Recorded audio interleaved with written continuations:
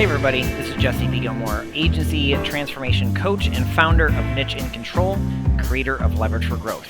And I'm Lucas James, founder of Twiz.io, which scaled from $0 to $200,000 a month with my own agency. We are the hosts of Leverage for Growth podcast agency leverage episodes. We know that in order to scale your agency successfully, there are multiple shifts that need to happen within the founder's mindsets, skill sets, and leadership styles. We are on a mission to interview marketing and PR agency owners on their journey to 6, 7, and 8 figures and leverage the lessons from their journey to save you time, energy, and money in order for you to get your agency to the next level. If you find value in these episodes, watch the case study video to learn more about Leverage for Growth and how we successfully scale agencies quickly at nicheincontrol.com/case study. That's nicheincontrol.com/case study. You are now listening to Leverage for Growth. Hey everybody, this is Jesse B. Gilmore, founder of Niche in Control and creator of Leverage for Growth. Welcome to the Agency Leverage Edition. Today I am here with Brian Welch, a co-founder of Amity Digital, a full-service digital agency providing affordable web design, hosting, and digital marketing services to small businesses. Thanks for coming on our show today. Oh, thanks for having me. Appreciate it. Absolutely. Can you tell us a little bit about the history and background of your agency? Sure. So Amity Digital's, relatively new. So it's 2018 we launched it.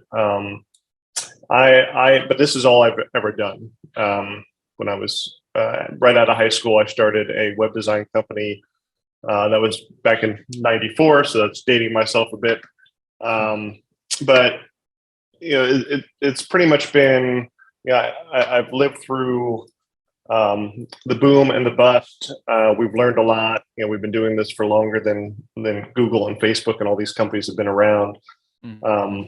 When I had Perfect Presence, it was just right out of high school. I had no idea what I was doing.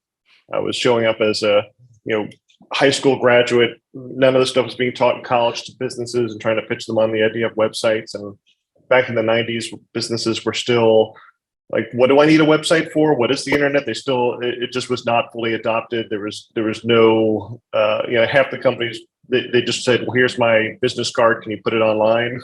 And that's all they wanted with the website. I did that for a while, and then we ended up starting an e-commerce business and bought a company called superherostuff.com. So that, it kind of led from taking my web design and digital marketing skills and leveraging into starting this e-commerce brand. We bought it when it was doing like $60,000 a year, so it was really tiny. We shipped the inventory from Portland, Oregon to my space in my office / new warehouse in Pennsylvania. It was a pallet and a half of inventory. That's all they had. We grew it over 12 years to a little over $10 million a year. So it was pretty big growth. We were the largest supplier of superhero merchandise online. It was a lot of fun. We supplied Big Bang Theory with most of the shirts that Sheldon wore. They used to order stuff from us all the time. That was always fun. We've had some celebrities buy us. We had one Lewis from the band One Direction. His agent called and ordered literally one of everything. That was the order. Like Lewis likes superheroes, he'd like one of everything. So we sent 4 pallets of merchandise. We had over 4,000 SKUs to some apartment in London. So that was interesting, trying to figure out how to ship 4 pallets. So it was a really fun journey. But we sold that business in 2018. I can't see myself ever retiring, so I literally took 3 weeks off and then tried to figure out what I was going to do next. I launched 2 companies at the same time. Both are still going. Amity Digital was kind of getting back to my web design and digital marketing roots, because that's the part of superhero stuff that I managed and loved the most. And so much had changed since I had my previous web design company. And we also started Giant Robo Printing, because that was the other part of superhero stuff that I liked was printing and selling embellished merchandise. So we started both of those companies, and the idea at the time was let's see which one does the best, and we'll focus all of our time into the winner, and both have been neck and neck this whole time. And it did not take long, about a year, to realize, well, if a client is going to come to Amity Digital for a website, they probably also need, embroidered polos or promotional products. Or if a business is going to come to the print shop, they're probably also going to need a web design and digital marketing. So the two really work really well together. 2018, it was at my house in my basement. Right, the March of COVID, the quarantine hit, was when we decided to lease a new location. So we moved in on the weekend where they said, "Hey, you're no longer allowed to go to your place of business." So that was fun. But that was a much smaller building, and then we moved to a much larger location just recently in Boyertown, Pennsylvania. Where we went from 1,500 square feet to about 7,500 square feet, and that's office and production space. So it's much nicer than what we had before. That's quite a journey that you've been on since 1994. And as you kind of go through that, how did you know that you were going to be an entrepreneur? Was there some kind of moment in the way beginning that you were like, I got to own my own business?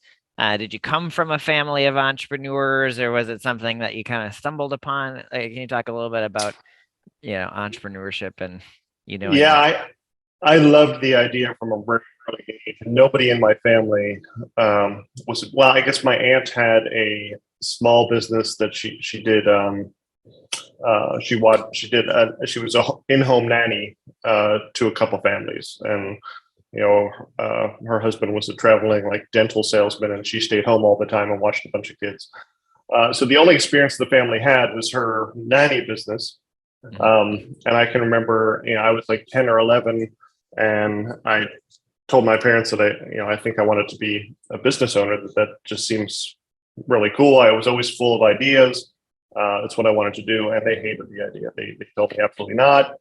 Look how your aunt struggles. She has to pay for her own health care. It's a scam. You'll never make it work.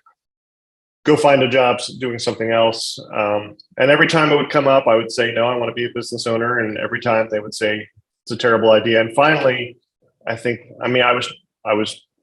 was no chance I was ever going to be an engineer. But he said, you should be an electrical engineer or something like that. That's a good career to follow. So from that point on, from my entire high school career, I just told everybody I was going to be an electrical engineer, knowing that it was just a lie. I just got sick of arguing about it. I knew that as soon as high school was over, I was going to start a business. I just said, well, it's far easier just to say, sure, I'll be an electrical engineer, than to argue every time it came up. So when I did graduate high school, and they didn't teach HTML, they didn't teach anything regarding the internet or digital marketing or websites in college. So I went for 2 years and got the basics done, but I dropped out because I knew more than all the teachers. The teachers were trying to teach me Windows 3.1, and Windows 95 had just come out. I was showing them how to use their new computer so that they could, load programs. It's like, well, why am I paying a tuition when the colleges just were not ready for the internet at that time? So it was not a favorite move when I dropped out and said, I'm going to start a business. I had already started the business, but I said, I'm going to do this business full time.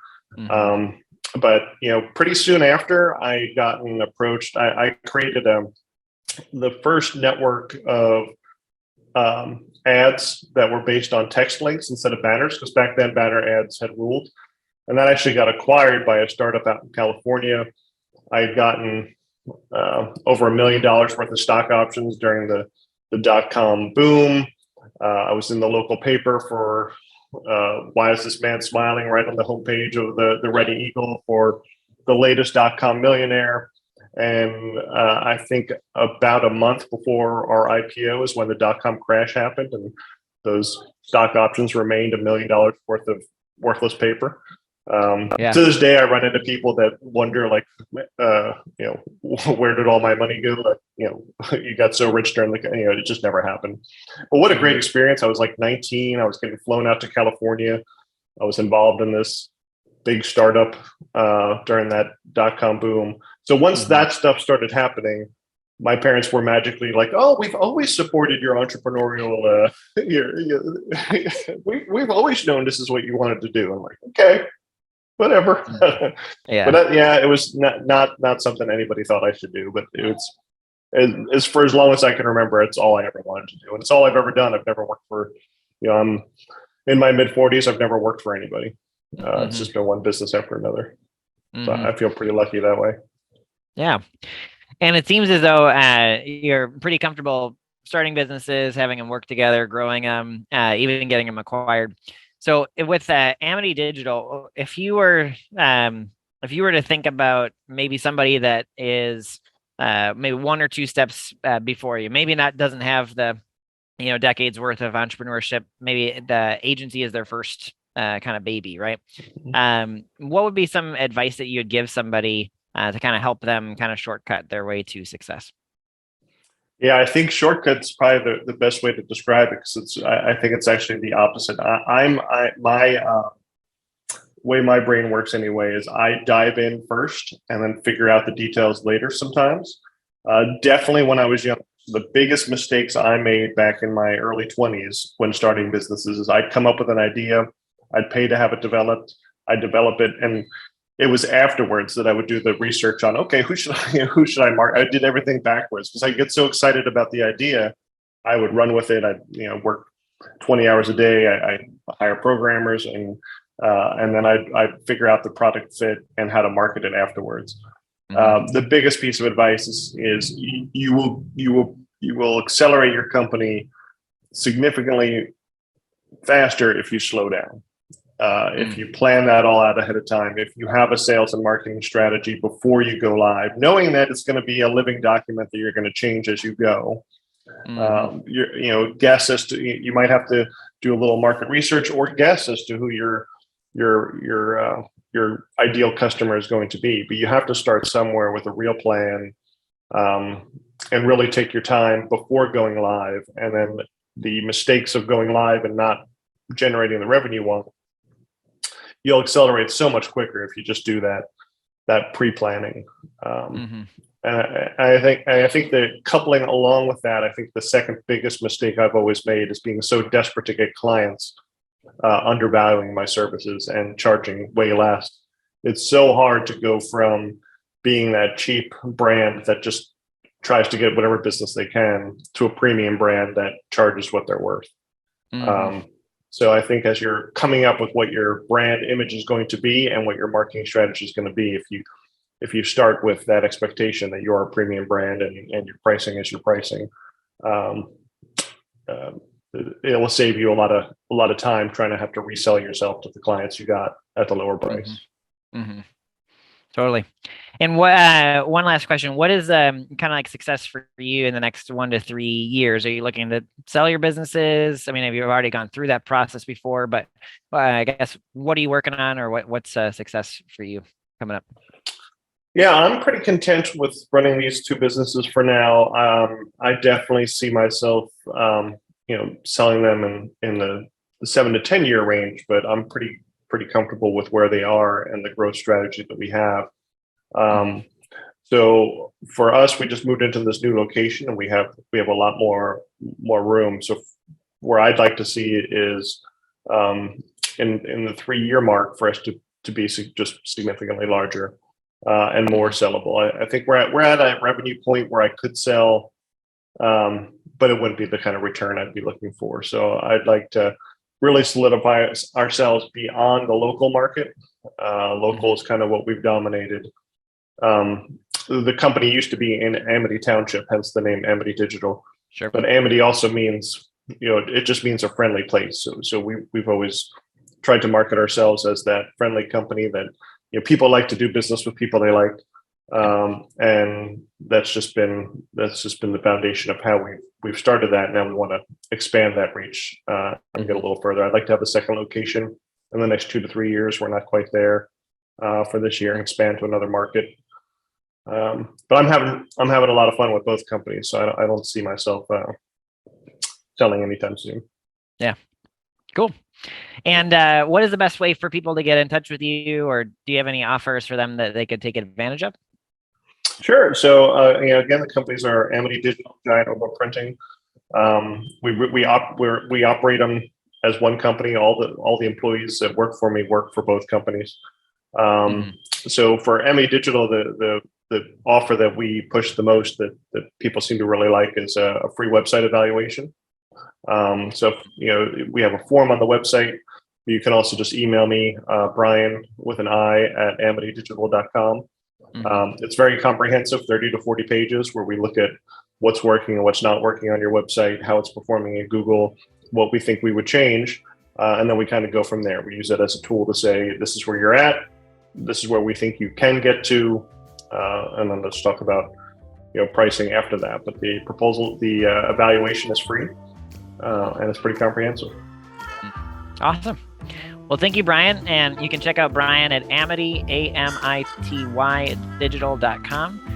Thank you very much for being on the show. Yeah, thanks for having me. I appreciate it.